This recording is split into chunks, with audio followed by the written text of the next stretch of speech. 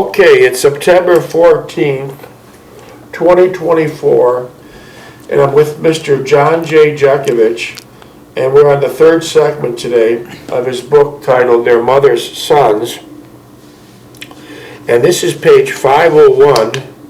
His book consists of 900 pages, so we still have a lot of reading to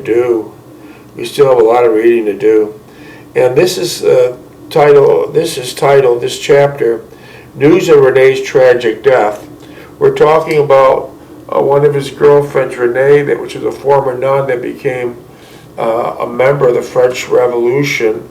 She was a great artist, and she painted most of the German officers in RSS in her Paris studio while Paris was occupied by the Germans. And she did this only to gain information. At one time, you went down to the French resistance headquarters, correct? Yeah, Stinky Hole out there, yeah. And so later, the people like Mr. Jeckovich, combat soldiers, ran out the Nazis out of Paris, but somehow they got wind of it that Renee was getting information off the guys she painted at her studio, and she was tortured and killed. So by the Germans. Yeah, by the Germans. The Allies, he was giving influence to the Allies, yeah. Exactly. So that's where this chapter is. But right now we're talking about Mr. Jeckovich's home, and he has a new girlfriend named Rose, and he is working at Kimberly-Clark off of Packard Road in Niagara Falls, New York. He's working in the mill, and he met a really nice lady named Rose, and she works in the front office. What could you tell us about Rose? Well, Rose was a nice girl. She went bowling with the girlfriend, they had a team and all that nonsense. So Rose was a very nice person. Well, she got along with the people she worked with, yeah. Her parents were from Poland. Yeah. And they lived on Royal Avenue. Royal Avenue. On Royal Avenue, there was many mom and pop taverns, and the taverns had the bar downstairs and people lived upstairs. Was there a lot of taverns on Royal Avenue then? No, they had the beer joint upstairs. They had downstairs. They had the beer stuff upstairs. They lived. Yeah, and that's how it was then. Yeah. Yeah, I wonder if it's still there. No, that's all changed. They all got little stores now. Yeah, and I wondered. You told me one time you lived next to a beer joint. How was that? What? You told me one time you lived next to a beer joint. How was that? That stunk like hell.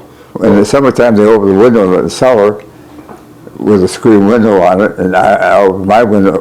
Mom opened the window over there. You could smell that stuff. I said, Mom, close that window up. I did that with Casamento too, with the damn dogs. Casamento was your neighbor on Orleans Avenue. Yeah, next door. What did Casamento do? Huh? What did Casamento do? She was taking care of dogs, grooming dogs. Okay, like shaving them and clipping them. Yeah. And so what did you tell your mother? I said, don't leave the window open when she's down there because she's open and she's got the fan in the window. I see. But when you moved on to Orleans Avenue, Casamento wasn't there, right? Yeah, she was there, but she was younger. But she didn't do the dogs. She was still going to school.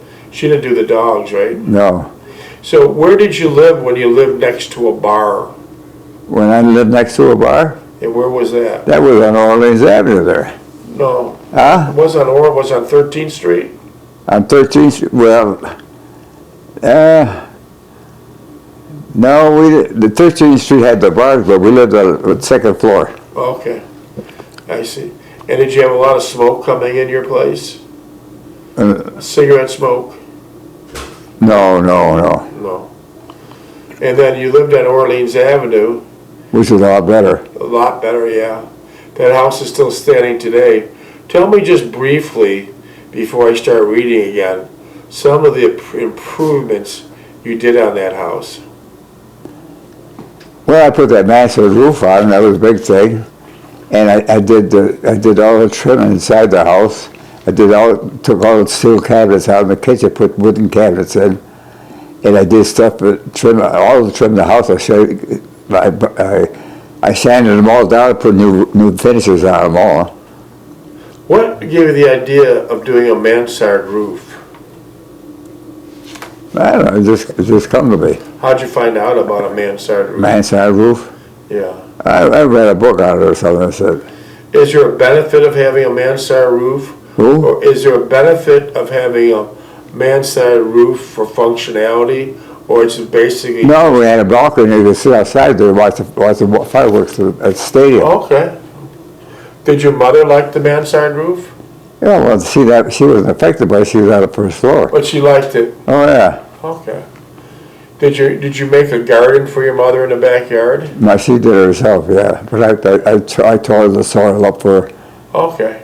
Did you use the soil there, or did you import some in? What? Did you use the soil on the property to use the garden, or did you have to? Well, I chopped it up. It wasn't that great. So I brought in some. Well, I got fertilizer from Home Depot, full of 50-pound bags, and threw it in there. And your garden grew pretty well. Yeah, well, it kind of rejuvenated it. I see. When Pearl Harbor hit, where exactly were you? I was on 70 on the creek of Katy. And do you remember, were you with your brothers? No, luckily Stevie was in school, and my brother was, I don't know where he was. And then, interesting thing you said, you made skating rings on your street. How did you make skating rings? Over the fire hydrants. Could you imagine if you opened the fire hydrants today? Yeah. It wouldn't be good. It wouldn't be good. Wow. All right, let me pick up where we left off with Rose. Everyone seemed to know everyone else's business, private or otherwise. It was common knowledge, you're talking about the factory now. It was common knowledge to know the most intimate details of any particular person. I would overhear gossip about our supervisor who was seen from the mill, even though he was married and had a family. Oh, and who he was and seen. then that supervision. Yeah. Our own people who work with on a daily basis had another life outside the mill, be it drinking with their buddies or seeing someone after work and stating to their wives that they're working over. So there was a lot of cheating going on. It wasn't cheating. Well, you said the guys some of those husbands were faithful.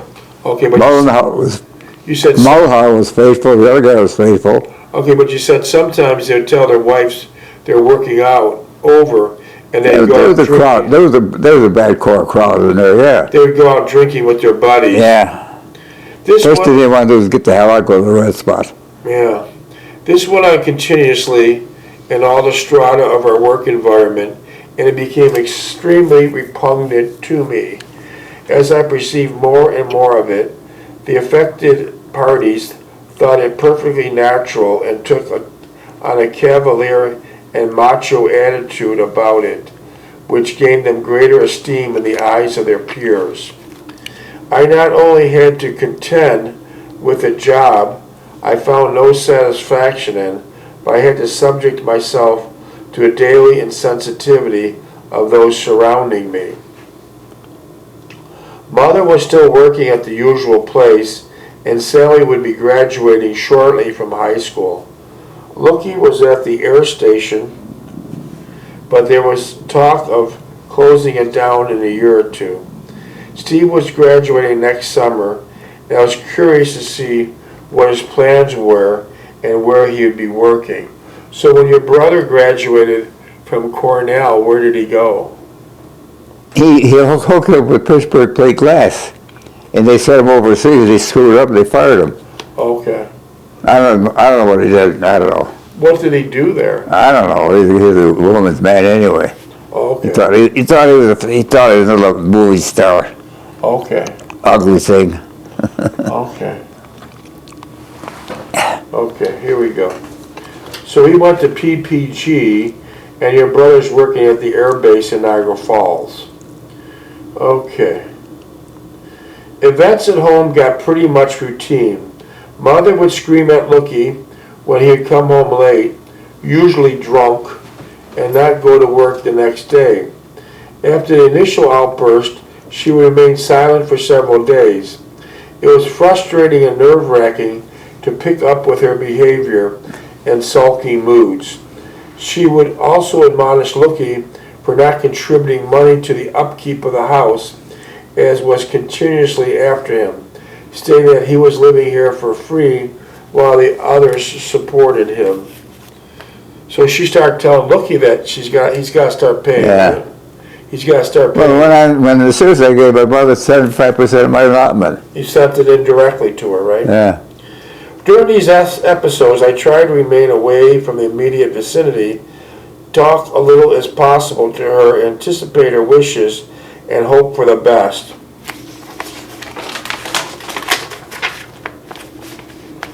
Would never say anything to Lookie relevant to his behavior, as it only became antagonistic. So if you try to straighten out your brother Lookie, he'd become antagonistic. Yeah, you give these sneery remarks. He wouldn't like listen to what you said.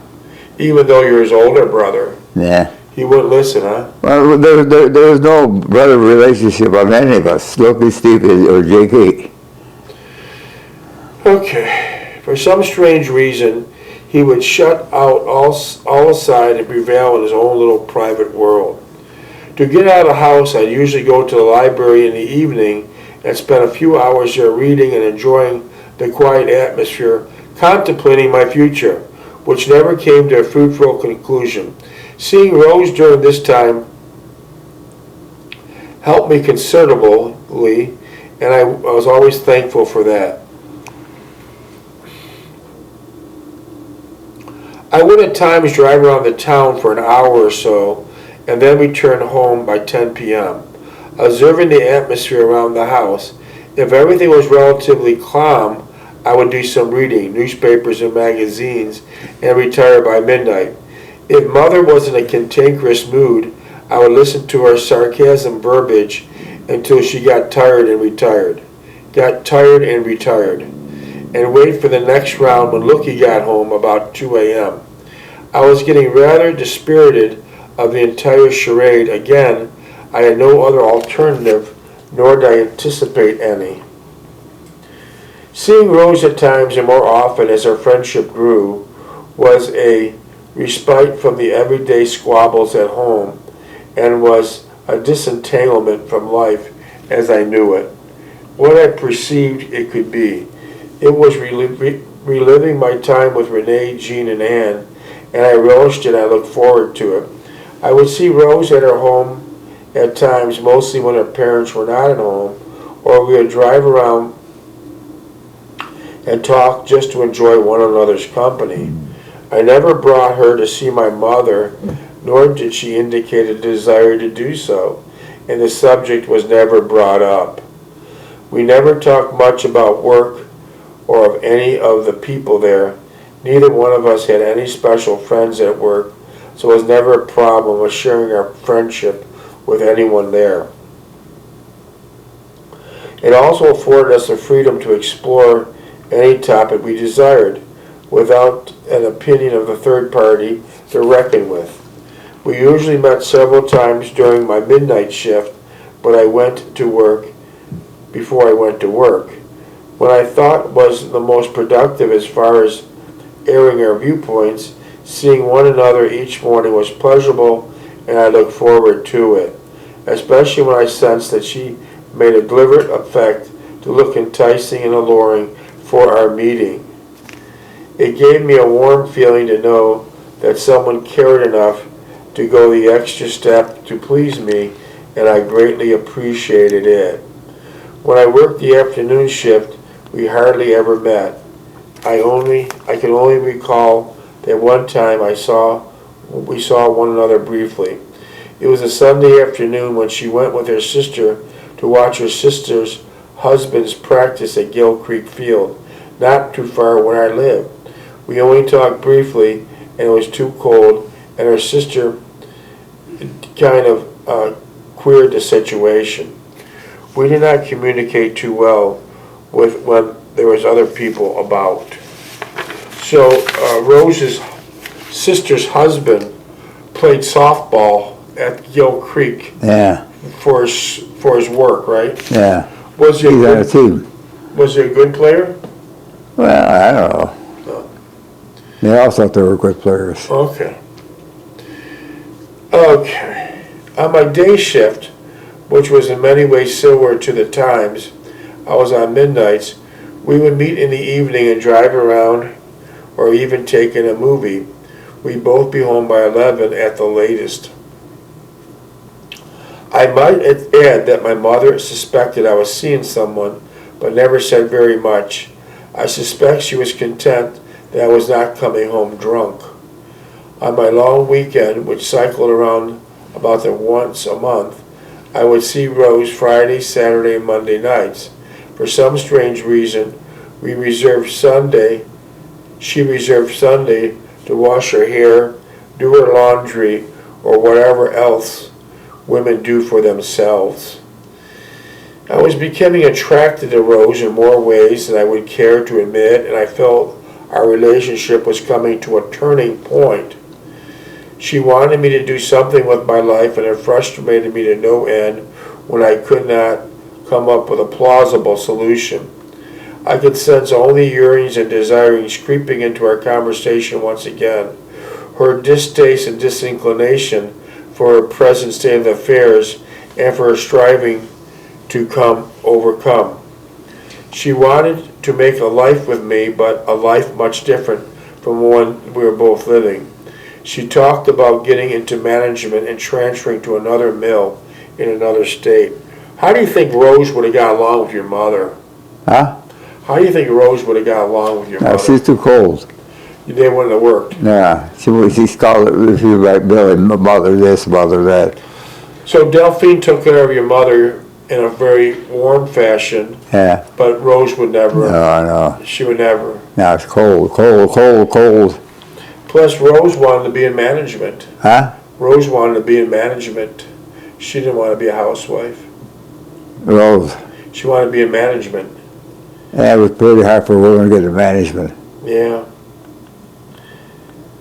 She confided to me that she knew people in upper management and offered me several positions at times, but I always reluctantly accept. I shrugged it off as much talk, but I could see that she was earnest and quite serious in the avenues we approached. I knew it was detrimental to our relationship. My not finding a way out of the predicament, it frustrated me completely, but I felt helpless of being ineffective. I could not make an objective decision regarding my welfare without bringing in a great deal of extraneous matters. Let's see. They were superficial on the surface, but forcibly determined how I was influenced. Rose would be frustrated and at times downright angry with me when I present to her my reasons for not breaking away from my family. She would, more than anyone I knew, understood and shared my inner feelings regarding my family's responsibilities and obligations. So it doesn't sound like she would get along with your mother. Doesn't sound like she would get along with your mother at all. She wants you to get away from her. Yeah. I never revealed my entire ramifications of my family life, but she was astute enough to penetrate and discern the reality of it. She agreed with some of my objections, but was adamant in breaking away with a striking out on my own. I admired her toward me. At times she reminded me of Renee. She, Rose, would reprimand me severely for being timid regarding my family responsibilities and obligations, and the next moment she would softly say that it was the very reason she was so attracted to me. Most of the time we were together, the subject of family relationships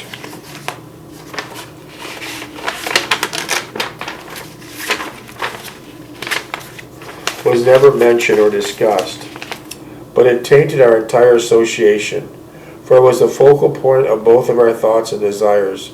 I was never too far out of reach, always just below the surface, and at times I would bubble up and be thrashed about, and then descend below the surface once again. One night we sat watching the lights change at the falls. That must have been beautiful, watching the lights change. And right as we speak, this very minute, the lights are shining on the falls. Yeah. Nothing's changed. Yeah. Right now, it's just keep going. Millions of gallons a minute, just roaring down. I held her closely and gently kissed her several times. I remarked that what really mattered was how we felt about each other, and everything else was secondary. She agreed, but then she was bored. She bored her head into my shoulder, sobbing softly, murmured, okay, here's the point. Here's the point right here. I don't want to live on Royal Avenue and watch you go to work on a midnight shift like my father and my sister's husband. I couldn't stand that or live with that. So there it is, all in one caption. Yeah. She did not want to live on Royal Avenue, and she did not want you to go to midnight shift like her father did and like her sister's husband did. So there it is. There's your story right there in a nutshell. She reached up and kissed me, her eyes still moist, and her lips were trembling as they touched mine. I held her tightly, and in a moment I knew I had lost her. Lost her to a world I would never know or understand. Several nights later and several days before Christmas, Rose told me that she was leaving her parents and was getting married to someone in the office. She had known this person for some time, but never dated or seen him outside the work environment. Naturally, I was stunned at what she was telling me, and I found it difficult to comprehend for reasoning on her decision. I asked her how she felt about him, and she suggested that he was decent, level-headed, but she had formed no emotional bond with him. That will come later, she sighed. That isn't important. What is important is you making up your mind to do what you want to do. Leave your present state and then move on. I gave her my feelings on the matter, and she felt... Minutes? 7.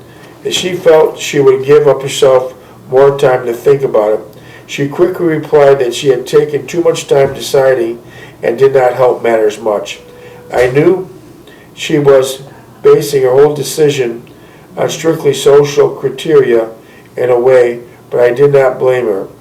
I did not dwell on the subject, for I knew it was much more difficult for her than she was displaying. She said nothing about our relationship. Presumably it was difficult and heart-wrenching for her to break away, as it was for me. I resigned myself to the fact that I lost her, and there was nothing that I could say or do that would change her decision. I was concerned and apprehensive about what she was contemplating, and thought it much unlike her to do something of that nature. I tried to skirt around it and approach it from another angle by asking there if there's something I could do in aiding her in her decision. She looked at me a moment, turning her head away, and replied, I wanted you to do something for the longest time, but your indecisions forced me into this decision. She was right. I felt responsible for the actions and she was taking now. What could I say? What could I do to change her mind about this drastic action she was about to undertake? Think about it a little bit more, I pleaded with her. You're not pressed for time. Give it a while. Maybe I'll see things in a different maybe you'll see things in a different perspective. Did she ever see things in a different perspective? No, never. She said nothing, and I could feel that she made up her mind, and nothing I was about to do or say would change that. I don't have many friends, she began, nor do I date much. I'm pretty much a loner like you. I read a lot and tried to be like the people I work with, but I've always had a difficult time trying to play that role. I didn't fit into the little world they created, but I could not find my niche in life until you came along. I've always played a part of an observer and passively experienced the life I never felt any great attachment to. As she spoke, I held her hand. It was trembling and cold, and I wished desperately that I could extricate her from her despondency and the path she had chosen for herself. She became aloof and almost reverted to her defensive behavior she displayed when I first met her. I failed her in my failure toward I failed myself. I had lost through my nature as I had many times before. She sat there stoically, obliviously to my presence, and when we reached her house, she opened the door and immediately walked to the front door, entered, never once looking back. Never once looked back. Yeah. That was the last time I spoke to Rose. When my midnight shift would come around,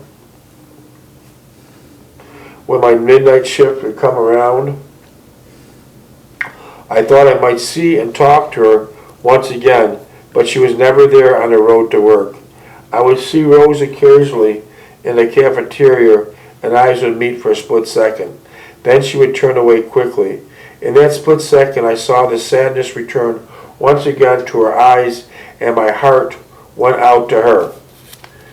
I wanted to mollify the hurt and devastation I had caused her, but I knew that was impossible.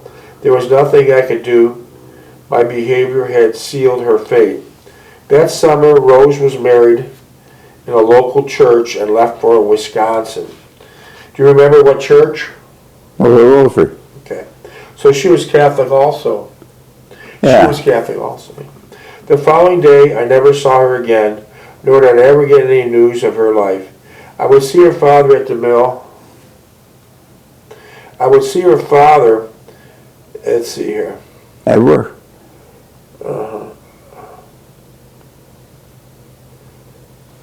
Okay, I would see her father, minutes? 2 minutes and 50 seconds. I would see her father at the mill, and he would wave, but he would never talk. Several years later, he retired and left only his son-in-law working at the mill.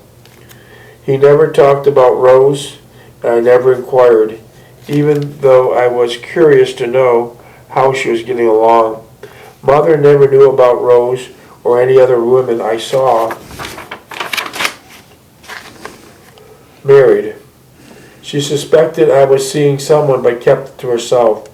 I always got the distinct impression that she felt I should never marry or seek a life of my own, but continue the status quo here indefinitely. She felt it was my duty and I was compelled to abide by this code of conduct. Steve and Lookie were never held to a strict standard, I dare say, and it never entered into their minds, let alone acting on anything of this nature. Minutes? Minute 50. I was greatly distraught at Rose's departure, but for I truly missed her and often wondered what kind of life we would have if things had worked out differently. I did not believe I have changed, and certainly Rose would not have condoned Mother's capricious behavior. Perhaps my instincts were correct in the final analysis. We were too much alike. So let me try to figure this out. So it was probably the best that Rose left because your mother and Rose would hit it off. Oh. And there'd be always friction, right?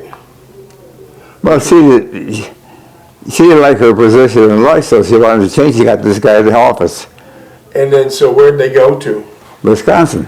Weren't you curious to ask the father? Huh? When you seen the father, what's going on? See her father? Her father worked in Kimberly. Weren't you curious to ask the father how Rose is? Would I ask him? No. No. He Minutes? probably don't know anything about it. She probably don't communicate with them. Oh, we probably didn't communicate with him. Yeah. I see. So it was probably for the best, right? Well, that's the way they wanted it. Because your mother would never get along with Rose, and so it'd be a constant. No, there. not that she wouldn't get along with her like she does Delphine. No, Delphine and your mother were two peas in a pod, right? Yeah. They got along great, right? Yeah. Yeah. Yeah, they sure did. They did everything together. Minutes? 10 seconds. So it was probably for the best, wouldn't you say? that Rose left? Well, Rose